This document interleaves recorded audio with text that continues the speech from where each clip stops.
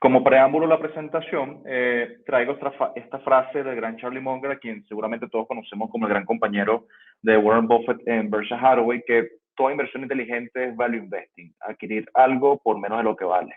Y traje esta frase para comenzar la presentación porque empieza a sentar las bases de esa falsa dicotomía que tenemos actualmente en los mercados en relación a la inversión en valor, donde muchísimos analistas y muchísimas grandes empresas, e incluso las más importantes a nivel de mercados financieros, cataloga la inversión en valor como sencillamente la compra de instrumentos que estén cotizando a bajos múltiplos, precio-beneficio o precio-valor en libro, y realmente eso no es tan así. La inversión en valor, por sobre todas las cosas, independientemente sea una estrategia de crecimiento o una estrategia de momentum o una estrategia de valor, subyace en el sentido de intentar adquirir algo por menos de lo que vale. Y como veremos en la presentación de hoy, ese va a ser nuestro principal objetivo. Vamos a partir, a mí me gusta que esta presentación siempre sea, las veces que la he hecho, siempre sea como un recorrido histórico, partiendo desde inicios del siglo pasado, empezando a entender realmente cuándo y por qué nace el value investing y todos los cambios que ha atravesado a través de la historia y cuál es su actualidad y sus limitaciones, lo cual será posiblemente los últimos puntos que veremos en la presentación. Iniciemos en el año 1900. El año 1900 al año 1920, saltando un par de crisis que ocurrieron a mediados de la primera década del siglo pasado, los mercados se mantuvieron completamente horizontales. En 1900 a 1920, una vez finaliza la Primera Guerra Mundial, empezamos a vivir lo que se conoció en Estados Unidos e incluso en gran parte del mundo occidental como los Roaring Twenties. Unos años 20 que fueron muy apoteósicos desde el punto de vista de revolución, no solamente desde el punto de vista de mercado laboral, sino también desde el punto de vista de innovación, de crecimiento y cosas sociales y culturales que estaban abogando a que el mundo se encontraba en un lugar mejor. Esto hizo que luego de 20 años completamente lateralizados, en este caso el Dow Jones, que era el índice de referencia en ese entonces, las personas empezaran a voltearse hacia los mercados y con una visión de casino. Sinceramente, si uno mira la cotización del Dow Jones de 1920 a 1929, pasa de 80 a 380 puntos hasta su pico en octubre de 1929, y el sentimiento nacional hacia la bolsa era precisamente que era un sitio para hacerse rico sin prestarle mucha atención, sin tomar mucho tiempo.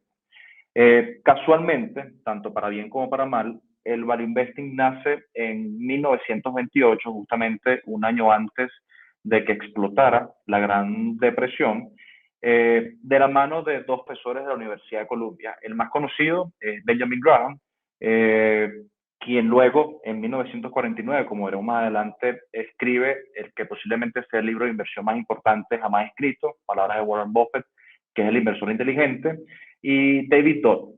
Ambos profesores, como les comentaba, de la Universidad de Columbia, empiezan a sentar las bases de lo que luego se convertiría en 1934, 4 o 5 años después de que explotara la Gran Depresión, la piedra fundacional de que los análisis de instrumentos financieros empezaran a considerarse como una carrera profesional al 100%, entendiéndola desde este punto de vista. Security Analysis, publicado en 1934, y con mucha sinceridad también aprovecho de decírselo, no es un libro fácil de leer. Aquellos que lo hayan leído van a estar de acuerdo con lo que digo, y sinceramente no creo que sea un libro tan hiper mega necesario para leer como capaz sí pueda ser El inversor inteligente, o sobre todo intentando destacar que El inversor inteligente y su capítulo 8 y el capítulo 20 sean capítulos que cualquier inversor, independientemente de su visión y estrategia de los mercados, tiene que intentar leer para hacer vida en la bolsa. Pero Security Analysis empieza a establecer las bases de una profesión de analista financiero. Recordemos en nuestro repaso histórico que de 1920 a 1929 el Dow Jones casi se multiplica por 4,55. Muchas personas están haciendo dinero muy rápidamente, explota burbuja o la Gran Depresión de 1929 a 1933. El índice más representativo perdió de 380, 80, 90 puntos, casi 87, 88%, y alta tasa de desempleo, caída y contracción del PIB, un periodo horrible a nivel económico en Estados Unidos, y se empieza a perder el apetito hacia la bolsa, entendiendo de que eso deja una marca realmente psicológica en esta generación, que es la generación silente. Ya no quedan tantos, de hecho Buffett, Charlie Munger son de los pocos inversionistas que pudieron, y sobre todo Charlie Munger, que durante la Gran Depresión ya tenía unos 5 o 6 años y durante la década de los 30 se hizo relativamente adulto, pero nacieron bajo esos preceptos, entendiendo de que sin duda alguna formar parte de los mercados en la década de los 30, incluso en la década de los 40, no era algo que muy poca gente estuviese haciendo. Desde el punto de vista de Security Analysis, esto fue un periodo importante porque sin duda alguna sentó las bases de lo que empezó a hacerse como el análisis de instrumentos financieros per se, lo cual al final es importante para esta historia que estamos contando. ¿Cuál era la idea detrás de Security Analysis? La idea era que, déjenme acomodar aquí la presentación, que creo que está un poquito...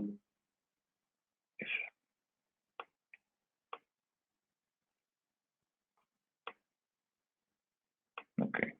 Ambos autores creían que el verdadero valor, la idea detrás de Security Analysis era que ambos autores creían que detrás de cada empresa había una acción y que era posible determinar a través de un análisis exhaustivo cuánto realmente se encontraba o cómo se podía calcular el valor de una compañía identificándolo de esta percepción. Y esto es lo más importante que empieza a establecer Security Analysis. No es sencillamente comprar títulos por comprar, como se hizo en la década de los 20, sino sencillamente empezar a ver la compra y el análisis de instrumentos financieros desde una percepción completamente distinta, analítica y que agregara valor en el largo plazo.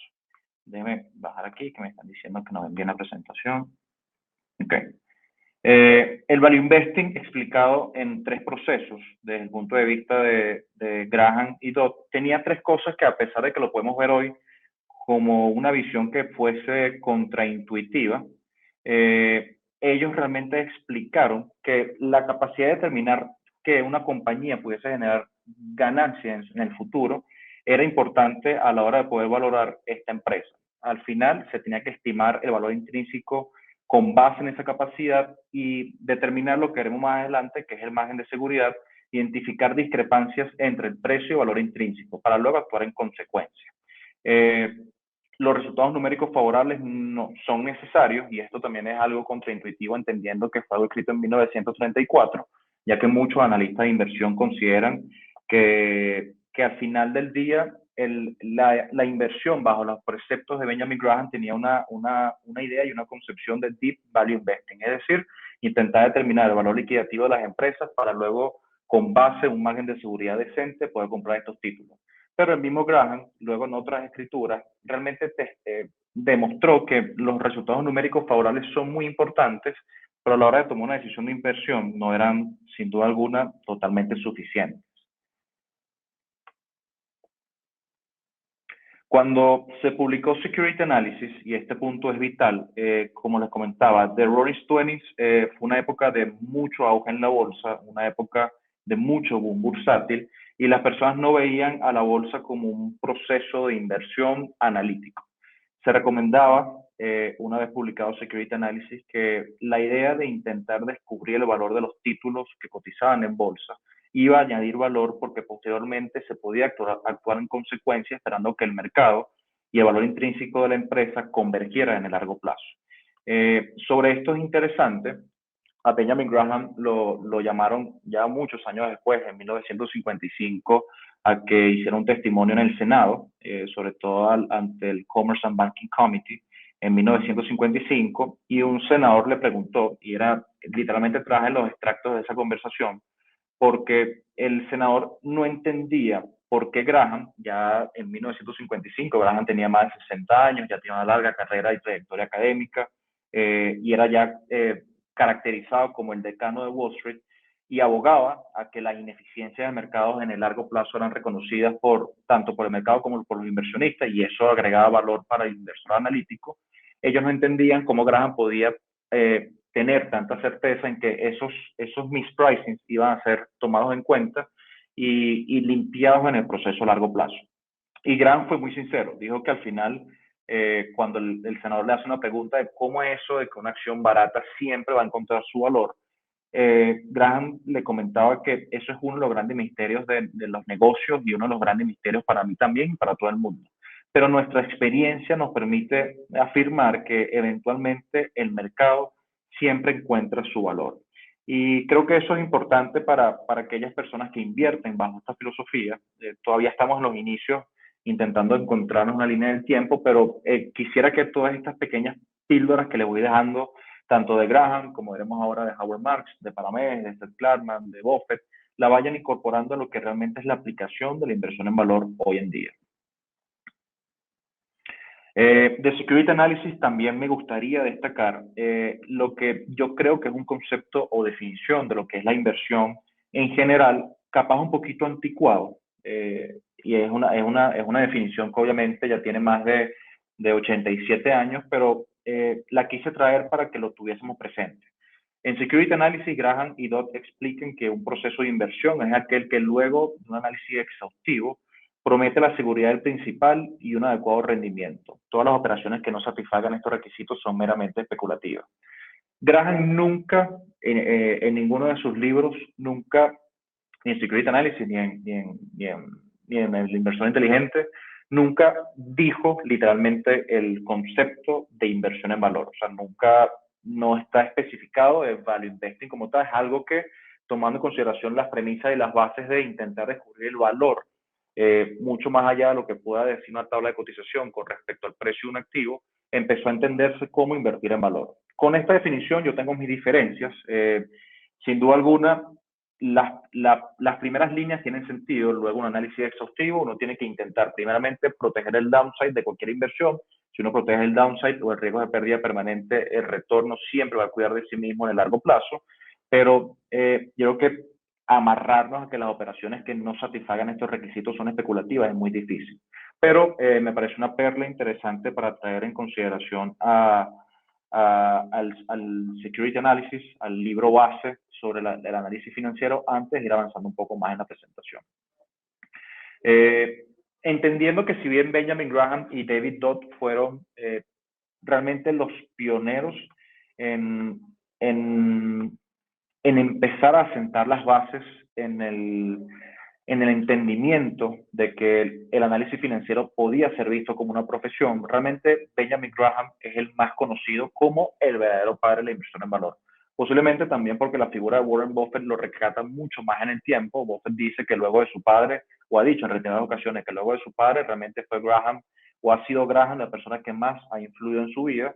Y Buffett ya es un icónico, independientemente inviertas o no bajo la premisa de la inversión en valor. Creo que todos respetamos y podemos incluso hasta alabar la carrera de inversionista y de gerente que ha tenido Warren Buffett, y eso ha puesto en un gran lugar a Benjamin Graham.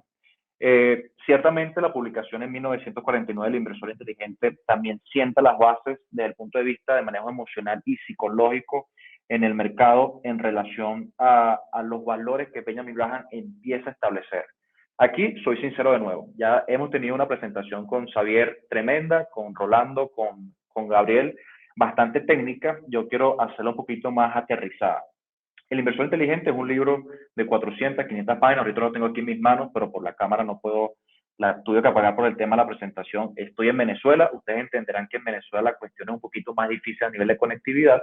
Pero es un libro que si de verdad no han leído, les pido imperativamente que se lean el capítulo 8, que es el inversor y las fluctuaciones del mercado, y el capítulo 20. El capítulo 8 para mí es la base más importante desde el punto de vista emocional de este libro en relación a lo que uno tiene que tener como inversor en valor hacia proceso de inversión.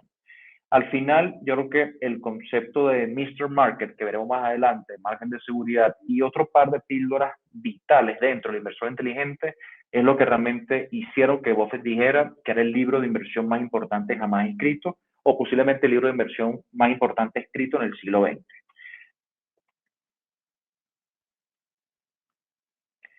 Es la aportación más importante de Graham, pero por mucho. A diferencia de Security Analysis, que era un libro mucho más pesado, mucho más técnico, donde se toma en consideración la parte de renta fija y era difícil. Es un libro mucho más difícil. Bueno, es un libro escrito hace 87 años, tampoco la persona que lo lee ahorita va a encontrar una manera didáctica de verlo, pero El Inversor Inteligente es otro tipo de libro. O sea, es un libro que si bien cubre o tiene como base central la referencia a la búsqueda de acciones que coticen con descuento en referencia a su valor intrínseco, también se le agrega mucho mayor peso al manejo y al entendimiento del factor psicológico. Y eso es vital. Security Analysis es el libro que sienta las bases, de nuevo, de la carrera de análisis financiero.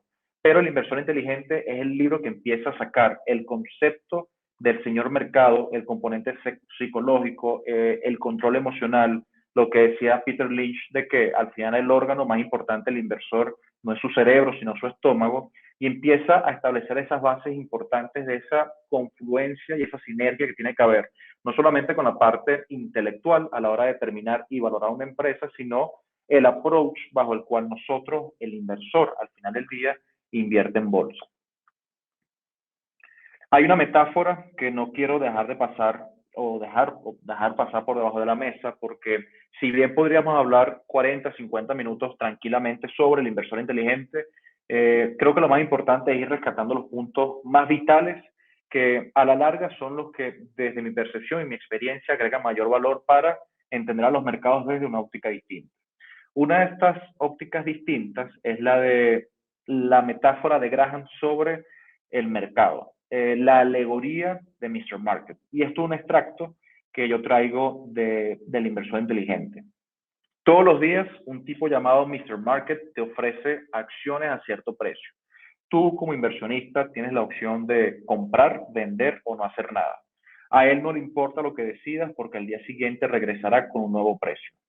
Sin embargo, Mr. Market es, en negritas, maníaco depresivo.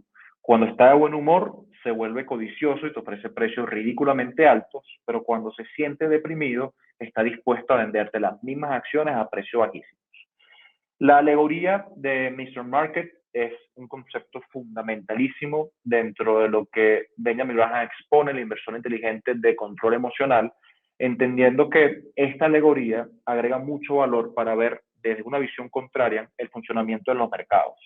Hay una frase que es icónica del inversor inteligente de Graham, donde él dice, el señor mercado o el mercado en este caso está para servirte. O sea, no para darte órdenes, no para decirte qué hacer. El mercado es tu siervo, no es tu amo. Y muchas personas, lamentablemente, también porque, bueno, en la época de Graham a nivel informativo no era tanto el bombardeo que uno podía ver en las redes sociales, en los canales de televisión, etcétera, pero ahorita sí, ahorita uno se mete en Twitter, si prendes Bloomberg todos los días, si estás metido en las redes sociales, si lees noticias en los medios informativos, etcétera, el bombardeo es absurdo. Y este bombardeo es literalmente mensajes que el mismo señor mercado le está mandando constantemente a los inversionistas para que siempre estén pensando en tomar una decisión de inversión en los mercados, lo cual es un error. El inversionista no tiene por qué estar operando completamente en los mercados y la mejor analogía que yo he encontrado para explicar esto es que los inversionistas tienen que pensar como un empresario.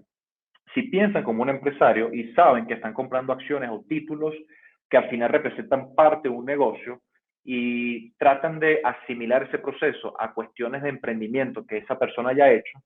Yo, por ejemplo, José Miguel, puedo montar una librería acá en Caracas, en Venezuela, y es muy difícil que con base en lo que una persona al frente de mi negocio me diga todos los días, una persona que es maníaco depresiva, que me diga, José Miguel, te compro tu tienda por $10, y al otro día venga y me diga, te la compro por 5, y al otro día por 15, y que yo sepa que mi tienda vale 55.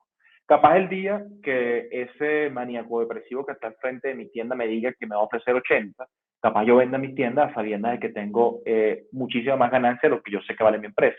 Pero hasta tanto no ofrezca algo que remotamente me parezca aceptable, no tengo por qué escucharlo.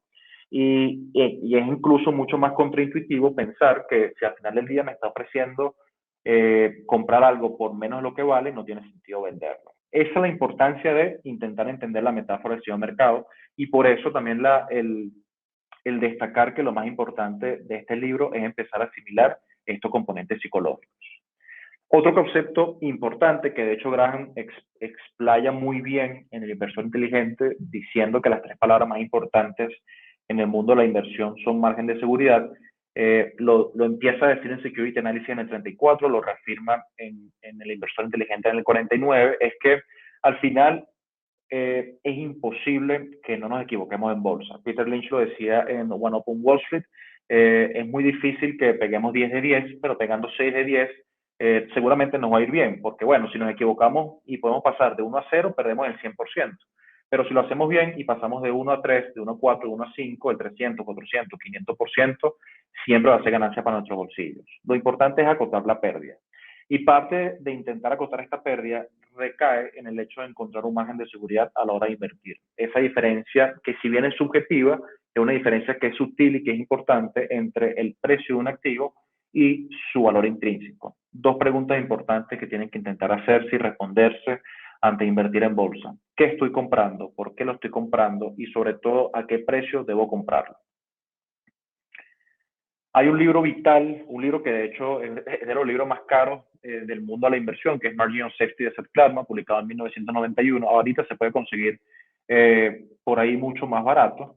Se consigue ya en PDF y toda la cosa. El margen de seguridad, sacando un par de píldoras del libro de Seth Klarman, es que es una diferencia sutil entre el precio que cotiza una empresa en bolsa y lo que yo creo que realmente vale luego un análisis exhaustivo. La idea es comprar por debajo de lo que yo creo que vale. Al final hay muchas cosas que pueden pasar peor de lo que yo he estimado, incluso me puedo equivocar. Y este margen de seguridad me va a permitir tener la certeza de que no voy a perder tanto dinero. Si algo tenemos que tener claro, los que formamos parte de los mercados financieros, es que nuestra labor principal como inversionistas, como gestores, es intentar acotar el riesgo de pérdida permanente, intentar acotar el riesgo de pérdida total que nos saque del juego. Porque como decía Javier, las pérdidas, porcentualmente hablando, muchas personas creen que si tú pierdes el 50% de 100, tiene que subir 50% para volver al mismo punto. Pero la verdad es que no, si pierdes 50% de 100, tienes que subir luego 100% para volver al punto inicial. Entonces las pérdidas te pueden sacar del juego. Mientras cuidemos nuestras pérdidas, el portafolio seguramente va a cuidar de sí solo. Entonces, el margen de seguridad es un concepto que es tremendo, que es brutal y que hay que centrarse, como decía aquí, como dice aquí en la línea final, muchos de los inversionistas se centran en la rentabilidad cuando realmente tienen que centrarse en cuánto pueden perder. Y podemos estar equivocados. Yo creo que los inversionistas nos va muy bien cuando partimos de la base humilde de que los errores están a la vuelta de la esquina y que mientras más rápido los reconozcamos y podamos cubrirnos en relación a ellos, más probabilidades o mejores probabilidades tendremos de tener éxito en esto que hacemos. Entendiendo conceptos básicos importantes del inversor inteligente, tanto la alegoría del señor mercado como el concepto de margen de seguridad, trayendo o adelantándonos en el tiempo, hablando un poquito de lo que Seth Klarman expuso en su libro Margin of Safety. Quiero pasarnos rápidamente por el enfoque Cigar Bot. El enfoque colilla de cigarro fue el enfoque inicial bajo el cual inició la filosofía de la inversión en valor, entendiendo que luego de la Gran Depresión del 29 al 33, con los mercados cayendo 89%, era mucho más fácil encontrar empresas que, desde un punto de vista liquidativo, valieran mucho más de lo que cotizaban sus acciones en bolsa. Entonces, este enfoque tuvo mucho sentido durante todos los años 30, durante todos los años 40 y durante una parte de los 50. Recordando que desde 1929 hasta 1948 el mercado se mantuvo casi que 50% por debajo de su máximo histórico alcanzado en 1929. No fue hasta entrado los 50 que el mercado empezó a recuperarse. La inversión en valor inicialmente tiene un enfoque muy limitado, se enfocaba prácticamente en la búsqueda de empresas que cotizaran por debajo de su valor en libro, se da un enfoque liquidativo. De hecho, una historia curiosa es que Berkshire Hathaway fue una colilla de cigarro. En 1962, cuando ya Buffett ya tenía unos 6, 5 años con su sociedad Buffett Partnership Limited, compró acciones de una desvenquizada empresa textil en Nueva Inglaterra, empezó a comprar acciones de Berkshire a un precio promedio de 7,50. Un poquito aquí la presentación, listo. $7,50.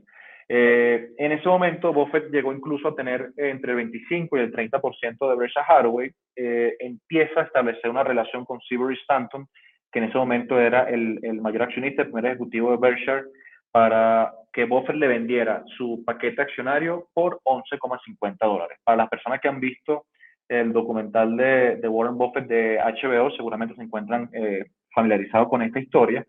Seabury Stanton, que le dio la mano a Buffett y le dijo que le iba a comprar las acciones de Berkshire a 11.50, le envía una oferta formal posteriormente por 11,3 octavos, 11,3750.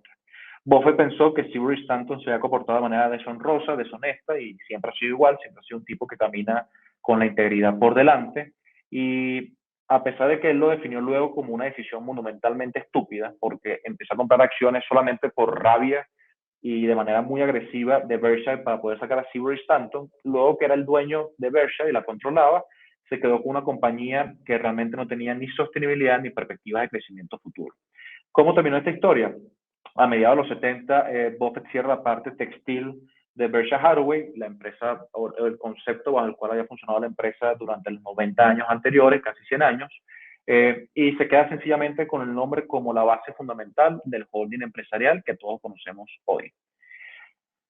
Entendiendo que estamos a mediados de los 50, inicio de los 60, cuando Buffett empieza a comprar acciones de Berkshire Hathaway, me parece interesante que traigamos un punto importante, porque al final es hacia donde quiero llevar la presentación, que es esa falsa dicotomía entre acción y crecimiento, que es lo que se entiende para muchas personas como la antítesis de la inversión en crecimiento.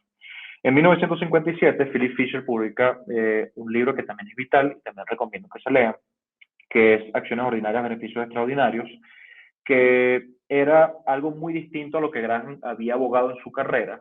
Graham intentaba buscar compañías que tuviesen solidez empresarial, que tuviesen una gran cantidad de fortaleza o robustez patrimonial, que tuviesen, no le importaba realmente que tuviesen expectativas de futuros alentadoras, si él podía comprarlas ahorita, entrar con un papel activista y luego venderlas para capitalizar su ganancia.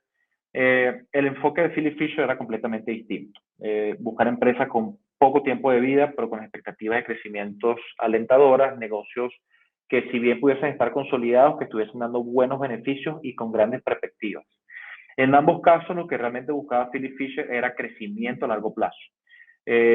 Y lo hacía con estrategias incluso un poco más agresivas, carteras muy poco concentradas, muy concentradas, muy poco diversificadas, pero de alto rendimiento. De Fisher hay una anécdota muy curiosa, que es que compró acciones de Motorola a mediados de los 50, cuando Motorola lo que hacía era vender, si mal no recuerdo, artefactos de guerra, radios, etcétera, y se mantuvo con las acciones de Motorola hasta 50 años después, cuando fallece comenzando la década de los 2000, si no me equivoco, en el año 2004. Era una persona que si encontraba valor en una empresa y tenía las perspectivas de crecimiento de esa compañía bien amarradas a largo plazo, se mantenía en ella invertida independientemente del precio. Aquí los factores diferenciales fundamentales entre Benjamin Graham y Philip Fisher van amarrados por esa idea, que el precio para Graham era muy importante y para Fisher realmente no lo era tanto. El título pasado de si era la antítesis, ya veremos más adelante que realmente no son mutuamente excluyentes, una visión value con una visión growth, pero hubo un gestor que capaz mucho conocemos y acá lo hemos conversado ya, que es Peter Lynch, gestor del fondo Fidelity, del fondo Magellan de Fidelity entre 1977 y 1990, 13 años con un rendimiento anualizado de 29%, que intentó encontrar una sinergia entre invertir en valor e invertir en crecimiento, que es GARP, Growth at Reasonable Price. E intentar encontrar un punto medio entre crecimiento y valor, buscar acciones de crecimiento, pero fijándose mucho en el precio, en acciones que estuviesen baratas, y si bien eran acciones que estuviesen creciendo a un ritmo interesante, que estuviesen a un PER bajo. Para esto existe el PER, que es el Price Earning Growth, nada más allá que sencillamente tener el PER en el numerador y en el denominador de crecimiento de la ganancia por acción. Mientras más bajo sea, más rápido está creciendo los beneficios por acción en relación a lo que este beneficio por acción está siendo incorporado en el precio del numerador.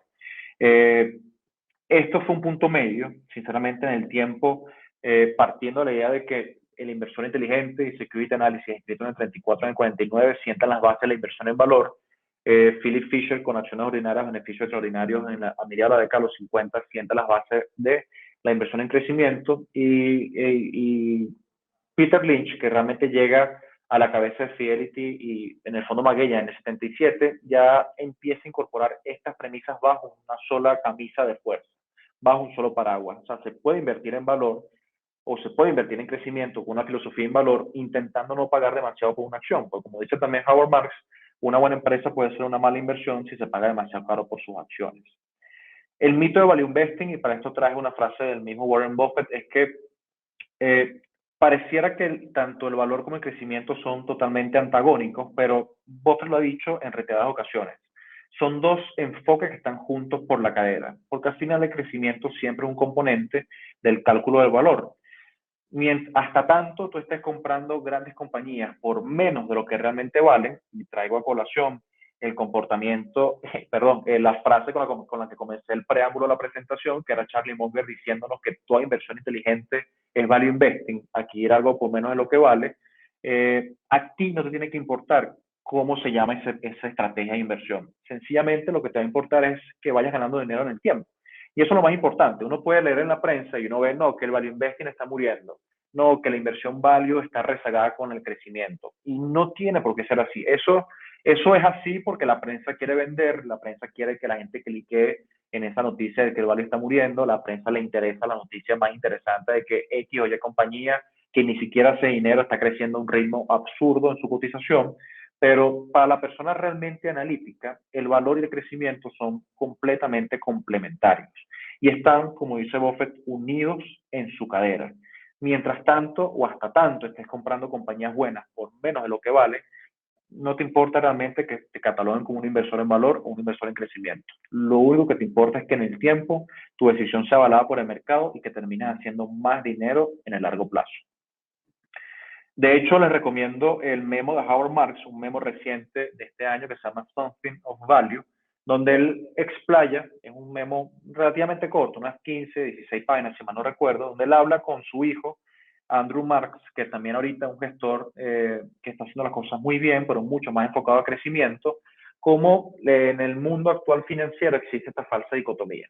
Les dejo un par de píldoras de Howard Marks y continuamos con la presentación. Se piensa que la inversión en valor consiste en tratar de poner un valor preciso en los valores de bajo precio de compañías posiblemente mundanas y comprar si su precio es más bajo. Y la inversión en crecimiento se considera como comprar sobre la base de estimaciones con respecto al potencial de empresas muy prometedoras y pagar altas valoraciones como el precio de su potencial. Esto es una dicotomía. La inversión en valor es sencillamente o consiste sencillamente en comprar lo que represente una mejor propuesta de valor, es decir, qué le da el mejor valor a mis ahorros hoy invirtiéndolos para que mantengan el poder adquisitivo de los mismos a lo largo del tiempo, tomando en cuenta todos los factores. Y tomar en cuenta todos los factores incluye tomar en cuenta el factor crecimiento. Entonces, no son procesos mutuamente excluyentes y hay muchísimo valor en el crecimiento. Algunas recomendaciones de Howard Marks que no quería dejar pasar por debajo de la mesa. Ya les he recomendado varios libros, van a decir, este chamo lo único que hace es mandar libros para leer, pero siento que, como diría Francisco García Paramés, la ventaja competitiva del inversor es la lectura. Yo creo que mientras más podamos recortar horas de vuelo de experiencia a través de la lectura, mejor nos va a ir con nuestras inversiones. Algunas píldoras importantes de Howard Marks. Uno, hay que tener una convicción firme sobre el valor intrínseco de los activos a la hora de invertir. Hay que actuar como se debe, es decir, con personalidad a la hora de que los precios se desvíen del valor, porque es cuando los momentos realmente nos van a premiar en el largo plazo. Hay que estar suficientemente versado en los ciclos pasados. Hay una frase que es icónica de Mark Twain, de que es que la historia no se repite, pero rima. Yo creo que entender muy bien cuál ha sido el comportamiento de los mercados, sobre todo, no tiene que ser a juro de 1802, que es la información que recoge, por ejemplo, el libro de Jeremy Siegel, pero por lo menos de inicio del siglo pasado creo que es vital entender incluso que los mercados siempre caen. Si uno se da cuenta, de los 100 años del siglo pasado el mercado cayó más tiempo del que subió, pero cada subida fue mucho más representativa que la caída que lo precedía. Entonces, ese tipo de información te sirve a la hora de tomar decisiones. Y sobre todo tomando en consideración el último punto y lo importante de la inversión inteligente y la alegoría del señor mercado es la profunda comprensión de los efectos perniciosos que la psicología hace en las situaciones extremas del mercado. Una visión válida de Seth Klarman y que también está acompañada con Peter Lynch es que los títulos valores no son pulsos electrónicos de una tabla de cotización. Al final, detrás de cada acción hay una compañía. Si podemos averiguar qué está haciendo la empresa, posiblemente vamos a poder tomar decisiones mucho más informadas. Invertir en acciones es básicamente adquirir un interés fraccional de un negocio e invertir en bonos y sencillamente, como decía ahorita Gabriel, comprar parte en reclamo de una deuda. Y no quería dejar de traer un poquito de de García Paramés, ya que estamos hablando con personas que posiblemente hay mayor preponderancia a personas españolas.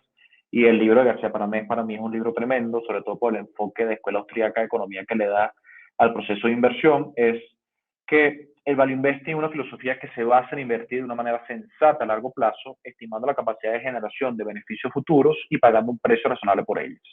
Como vemos, tanto Buffett como Charlie Munger, como Howard Marks, como Seth Klarman, como García Paramés, como Peter Lynch, no hemos visto a nadie, salvo Benjamin Graham, que entendiendo que Graham lo hizo y creció bajo una filosofía distinta y estableció la base del Deep Value Investing. Ninguno de estos grandes promotores del Value Investing en general hoy en día hablan de comprar activos que estén con múltiplos bajos. Por ejemplo, ni precio-valor en libro, ni precio-beneficios, nada. O sea, si bien puede ser una condición importante, no es una condición suficiente a la hora de tomar una decisión de inversión. Estamos hablando de empresas que puedan tener sostenibilidad a largo plazo, que tengan capacidad de generación de beneficios, que tengan, por sobre todas las cosas, una relación de pagar un precio razonable por ellas, sin duda alguna, pero que tengan manera de seguir agregando valor en el largo plazo. Y, de nuevo, donde el crecimiento importa a la hora de tomar una decisión de inversión. Es importante entender que este no es el mercado de nuestros abuelos. Cuando Buffett estaba aplicando su enfoque de colilla de cigarro, el enfoque de cigar bot que hablábamos ahorita, era mucho más fácil pasearse por un manual de Moody's y encontrar compañías que estuviesen cotizando una relación precio-beneficio de 2 o 3 veces y sencillamente sentarse a esperar de que eso ocurriera o que ocurrieran cosas buenas invirtiendo en esas empresas. Ahorita eso no es posible. O sea, el mundo ha cambiado, informacionalmente hablando, se ha hecho mucho más eficiente y conseguir valor tan fácil realmente no ocurre así. Eh, si algo tiene una valoración baja, posiblemente tenga una buena razón. La inversión exitosa debe basarse más en juicios superiores, factores cualitativos, no computables, y cómo es probable que se desarrollen las cosas en el futuro. Ahorita vamos a hablar un poquito más allá del libro de Pat Dorsey, el pequeño libro que genera riqueza, que extrapola muy bien los puntos cualitativos a la hora de conseguir valor en compañías que tengan un foso defensivo, pero hay un par de libros como de Lawrence Cunningham, de inversión en calidad, o de Thornton Ogloff, de la calidad de las ganancias, que también son buenas recomendaciones a la hora de invertir, mucho más allá de valoraciones precio-valor en libro o precio-valor-beneficio que sean bajos. El verdadero value investing, ya para ir haciendo los puntos finales de la presentación, si ustedes le preguntan a José Miguel Farías, no es, de nuevo, invertir con múltiplos bajos.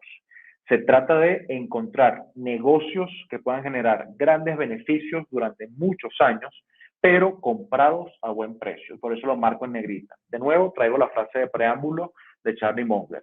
Toda inversión inteligente es value investing porque al final tú quieres adquirir algo por menos de lo que vale. Ahora, si yo quiero generar o conseguir una compañía que genere grandes beneficios durante mucho tiempo, la idea es que esta compañía goce de algún tipo de características que la hagan sostenible en el tiempo desde el punto de vista de compounding, desde el punto de vista de generar beneficios o tal crecimiento que le permita crecer y que le permita regresar este crecimiento a sus accionistas. En la mañana vimos la presentación de Xavier en relación a las ventajas competitivas de la compañía y ese es el punto más importante, las ventajas competitivas de las empresas. Ahora, ¿cómo identificamos compañías que tengan ventajas competitivas? Para mí es vital, o para mí es mucho más fácil poder conseguir compañías que tengan ventajas competitivas dentro de mi propio círculo de competencia. Por eso traigo este punto importante que Buffett dice que si Graham decía que las 3 palabras más importantes en el mundo de la inversión eran margen de seguridad, Buffett bien ha dicho que las 3 palabras más importantes son círculo de competencia. Delimitar nuestro círculo de competencia es vital a la hora de invertir y es una ventaja sustancial en el largo plazo. Mi sinergia entre lo que yo he intentado aplicar como inversor en valor es buscar compañías que tengan ventaja competitiva, pero que formen parte dentro de mi círculo de competencia, porque me va a permitir entenderlas mucho mejor, me va a permitir saber cómo realmente hacen dinero, cuáles son sus fortalezas, cuáles son sus debilidades, cuál es su cliente objetivo, cuáles son los riesgos inherentes que tiene por un cambio de tecnología o porque los competidores estén innovando y no me esté dando cuenta, y entender esa matriz de negocio, tener esa visión empresarial hacia el proceso de inversión, me hace mucho más competitivo a la hora de intentar generar beneficio a largo plazo. Por eso yo le dejo la pregunta, de por qué no convertirse en un experto en ventajas competitivas independientemente del negocio en el que se encuentren. Pero si lo pueden hacer en compañías que sean parte de su ciclo de competencia, van a tener mayores ventajas. Hay un libro, como les comentaba ahorita, que para mí es base desde el punto de vista de intentar encontrar valor y crecimiento y una sinergia entre compañías que puedan mantener sostenibilidad en el largo plazo, que es el pequeño libro que genera riqueza de Pat Dorsey. Les traigo 5 ideas bases y seguimos para no alargarnos tanto. Uno, es que comprar una acción significa que tienes una pequeña parte del negocio. Dos, el valor de un negocio es igual a todo el efectivo que este generará en el futuro. Tres, una compañía o un negocio que puede generar beneficio durante mucho tiempo vale más hoy que un negocio que puede ser rentable solo en el corto plazo. El retorno del capital es la mejor manera de juzgar la rentabilidad de una empresa y los fosos económicos, estos que estamos hablando, son realmente los que nos pueden ayudar a protegernos en la competencia y nos van a ayudar a ganar mucho mayor dinero en el tiempo y por ende a los accionistas los va a hacer mucho más valiosos.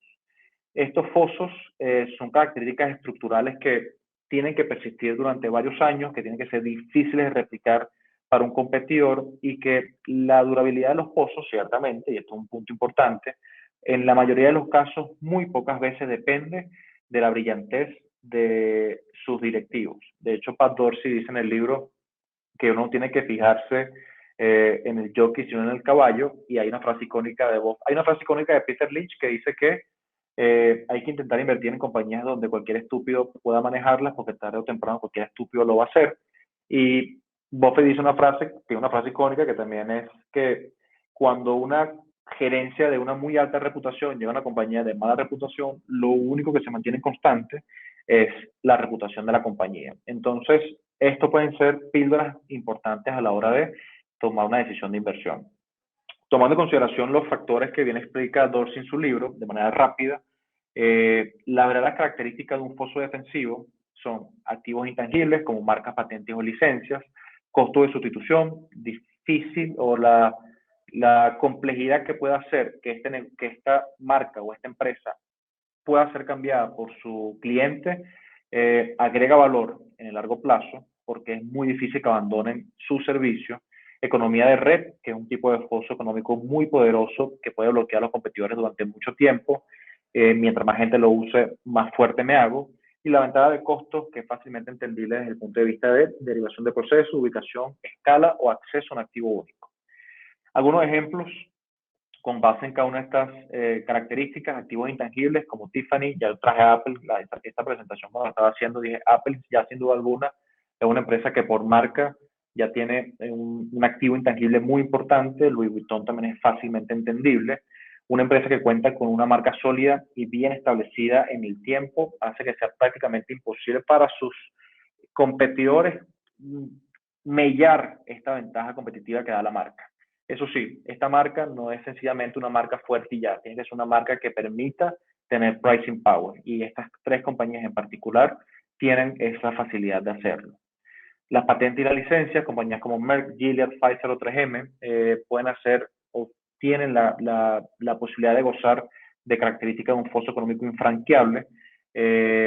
Son compañías que se han visto beneficiadas a lo largo del tiempo porque las patentes, una vez son aprobadas por Estados Unidos, suelen tener un tiempo en las cuales las compañías competidoras no pueden replicarlo. Y esto les da la seguridad y la predictibilidad de un flujo de caja sostenible en el tiempo. Costo de sustitución, compañías como SAP, Intuit, OpenText o Oracle, por muchos beneficios que traiga el posible cambio de un sistema de inteligencia de negocios, por decir un ejemplo, en relación al cambio de mi operativa actual, es muy difícil que yo lleve a cabo todo un cambio de sustitución, nada más por los problemas que le va a traer a mis empleados, a mis 15, 20, 100, 1000 empleados, e empezar a entender cómo funciona una plataforma nueva. Entonces, esto va a valor agregado en el tema pricing. Y el efecto red, bueno, el efecto red y el efecto escala. El efecto red está muy relacionado al mundo financiero y plataformas online. Es el proceso bajo el cual el valor de un servicio se incrementa a medida que crece la cantidad de usuarios en la plataforma. Visa, PayPal, Mastercard, Twitter, American Express, Facebook son ejemplos concisos de este ejemplo y de su aplicabilidad. Ventaja de costos, empresas como Home Depot, Walmart y Costco, ya sea por procesos operativos, por economías de escala o por nichos, son compañías que gracias a sus escalas pueden negociar precios relativamente muy bajos con sus proveedores y estas estos costes son luego transferidos a coste de unidad vendida por sus cadenas y esto hace que sea mucho más fácil, mucho más accesible al cliente final. Y esto crea un círculo virtuoso que es bastante sostenible en el largo plazo. Estas características aunque no parecieran vitales a la hora de valorar una compañía desde una visión value, porque al final, si yo quiero encontrar compañías que tengan sostenibilidad en el largo plazo y además de querer pagar buenos precios por ellas, la idea es que el compounding, esa tasa de reinversión propia dentro del negocio para seguir creciendo, sea sostenible en el tiempo. Y estas características nos van a permitir poder proyectar en el tiempo que así sea. Ya para ir cerrando, las limitaciones las hemos conversado. Hay estrategias basadas en inversión en valor, que hay inconvenientes que se derivan en ellas, como los puntos ciegos en relación a empresas en crecimiento. Es muy difícil ahorita, y yo en mi Twitter, donde soy mucho más enfático con el tema de crecimiento, a veces es difícil valorar el crecimiento, a veces es difícil valorar empresas que apenas están saliendo a bolsa y donde la información no abunda, y que tienen altas tasas de crecimiento pre-bolsa durante los primeros meses que están operando o que han estado operando, pero que no es preciso o no es muy fácil llegar a una estimación de cuánto realmente valen con base en la data que se tiene. Es un poco más esotérico, pero al final los intangibles forman parte hoy en día mucho más de lo que hacían en las décadas pasadas. Entonces hay que empezar a entender que a la hora de valorar un activo desde el punto de vista de intangibilidad, el factor cualitativo es un factor vital e importante. Se vio luego la crisis financiera de 2007-2008, se vio luego la crisis de febrero-marzo con lo que trajo toda la pandemia, que las empresas que han llevado la batuta son las empresas en crecimiento, empresas donde intentar estimar una relación precio-beneficio para saber ese valor no tiene sentido. En la mayoría de los casos, salvo que sea un exabrupto, una relación precio-valor en libro no tiene sentido más allá del sector financiero para la banca en general. Entonces, no se queden, y eso es lo más importante de la presentación de hoy, con esa falsa dicotomía entre inversión y crecimiento. Hay mucho valor en el crecimiento, hay mucho valor en lo intangible, y son limitaciones de value investing bajo preceptos pasados. Hoy en día, el valor está mucho más amarrado con intentar encontrar factores cualitativos que avalen mi inversión y pagar un buen precio por ello. En la actualidad, yo creo que hay que profundizar en estados financieros y requerir, o se requiere mucha más atención en factores cualitativos. Hay mucho valor intangible, hay mucho valor fuera de balance y creo que salirse un poquito de la esfera cuantitativa, que realmente no es donde vamos a ganar una ventaja. Si uno se mete en portales como GuruFocus, tranquilamente con una calculadora financiera vas a encontrar el valor o el VPN de cualquier activo y tienes todas las bases de suposiciones para decir cuáles pueden ser tus escenarios base. Pero no creo que todos vayan a la bolsa con una visión value contraria, entendiendo la alegoría del señor mercado, entendiendo el proceso empresarial que se requiere para ser rentable en bolsa, y eso es realmente lo que puede darles a ustedes una ventaja competitiva dentro de este mundo. Recuerden que a la larga el mercado, si bien no es eficiente, la mayoría de las veces siempre tiende a la eficiencia. Y una manera de intentar ser sostenible en el tiempo y de intentar batir a nuestros pares es tener una visión contraria, una visión value, entendiendo estos pequeños conceptos que hemos visto hoy. Algunas recomendaciones antes de terminar. Les he hablado de muchas cosas hoy, de muchos libros. El inversor inteligente, Inversión a largo plazo de Francisco García Paramés, Un paso por delante de Wall Street, que fue el primer libro que leí. Hablamos de Howard Marks, lo más importante para invertir con sentido común. Les hablé de Jeremy Siegel y su estudio estadístico, que ha sido el más importante recolectado de 1802 a 2012 en Stocks for the Long Run. El cerebro inversor, que es un libro de Pedro Bermúdez Luis García. Luis García ganó ahorita el premio Gestor del Año en Rankia, es un buen amigo, de hecho él me hizo llegar el libro del cerebro inversor a Venezuela, y es un libro tremendo para entender todo el tema de behavioral aplicado a nuestras inversiones. Y les recomiendo también The Outsiders, que habla sobre 8 poco convencionales CEOs y cómo esto han sido, o cómo las cosas que hicieron regresaron demasiado valor a sus accionistas. Un plus para mí, hacer un MBA es lo mismo que leerse todas las shareholders letters de Berkshire Hathaway, al igual que los memos de Howard Marks. No lo dejen pasar por alto, hay mucho valor en esas cartas. Por último, he hablado de muchos temas puntuales, de muchos temas que ya conocemos o que están amarrados por la historia, de muchos temas que son cualitativos, pero como todo inversor en valor, y mi premisa siempre ha sido que uno tiene que tener su palabra donde está su dinero. Y no puedo cerrar la conversación sin decir dónde realmente estamos invirtiendo o asesorando. Yo ahorita no estoy gestionando, El año que viene me voy a Washington. Bueno, ahorita fui afectado por la Universidad de Georgetown para hacer un MBA y estoy como que dejando ya mis cosas en Venezuela solamente por temas de asesoría puntuales de portafolio, etcétera. Pero tengo un podcast que ya va por su segunda temporada finalizando, que se llama Tertulia de Dinero. Lo pueden encontrar por YouTube, donde hablamos de economía, finanzas, inversión, etcétera. Donde llevamos una cartera con base en los títulos que también utilizo para asesorar y gestionar algunas carteras individuales acá en Venezuela. Yo actualmente estoy viendo mucho más valor por fuera de Estados Unidos. Estamos intentando conseguir valor por fuera de Estados Unidos, sobre todo Norteamérica, tanto Estados Unidos como Canadá, en mercados desarrollados. Reino Unido, Japón, Australia, creo que hay mucho más valor o por lo menos mucha mejor relación precio-valor o lo que puedes recibir por lo que pagas en estos mercados. Me gusta China, pero China de verdad. Yo creo que uno de los grandes errores que ha tenido el público en general es querer entender China con una visión occidental. Siento muy sinceramente que las mejores empresas chinas, sobre todo las tecnológicas, están mucho más baratas que las mejores empresas del resto del mundo. Y ciertamente creo, tomando en consideración la historia del mercado, que luego de los primeros 10 años de esta década, de este siglo, fueron perdidos, pero de 2007 a 2008 a 2021, ya casi 2022, hemos tenido un mercado muy benévolo, sacando los 2 meses fatídicos de febrero-marzo del año 2020. Eh, y estoy con la percepción de que hay un mercado raro, no un mercado raro de inflación de 2 dígitos y un retorno totalmente horizontalizado como fue la década de los 70 en Estados Unidos, pero sí creo que hay que tener cuidado a la hora de asignar nuestros activos para conseguir valor. Como en la cartera de acciones que tengo, son acciones de compañías donde creo que hay valor a buenos precios, Brookfield, Moody's, Fortinet, Williams Sonoma, Credit Acceptance, Markle, CBS, Verizon, etcétera. Creo que hay que intentar, como digo en el punto 3, intentar invertir en valor en empresas donde yo pueda dormir tranquilo, así el mercado cerrarse por los siguientes 10 años, como diría Buffett y Graham, porque siento que estamos en un punto relativamente álgido para lo que pueda suceder. Pero siempre hay que estar invertidos. Al final, el 95% de los retornos de mercados vienen en el 1,5% del tiempo. Salirse de la bolsa esperando la caída da lo mismo lanzar una moneda al aire. Hay que estar invertidos, pero no siempre que estar invertido de la misma forma. Entonces, nada, véanlo con cuidado. Ya para terminar, una frase de Christopher Browning. Hay que buscar el valor intrínseco de una acción de la misma manera que lo harías en cualquier otra compra.